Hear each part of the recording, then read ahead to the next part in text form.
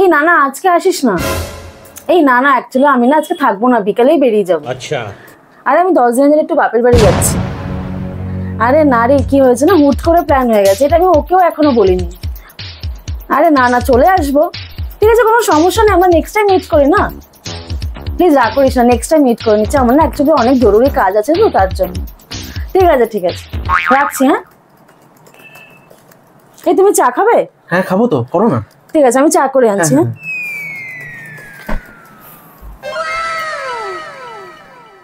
इतनी खुशी। হ্যালো রাকেশ, একটা কথা বলছি, মন দিয়ে শোন। অভিষেক, সম্রাট, ভাই যারা যারা আছে সবাইকে খবর দিয়ে দে, আজকে রাত্রে তোর ভাইয়ের বাড়িতে মৎস্য হবে, মৎস্য। শোন, মদ মাংস সব কেন, তোর ভাই দেবে সব খরচা। ফোন করবো, টাক করে আমার বাড়িতে চলে আসবি, ঠিক আছে? 5 minutes later. এই এনো চাটা খেয়ে নাও। ছাড়ো তো যা। वाह क्या एक्टिंग कर रहा है। কেন কি হলো? আমি তোমাকে ফোনে কথা বলতে শুনে নিয়েছি, 10 দিনের জন্য বাপের বাড়ি যাচ্ছ। একবার ভেবেছো 10 দিন এই বাড়িতে একা একা কি করবো? আরে ওটা তো আমি বন্ধুদেরকে এমনি বলেছি যাতে ওরা বাড়িতে না আসে, আসলে বাসরা বাজে বকবে, ভাত বকবে, ঘর নোংরা করবে, তার জন্য।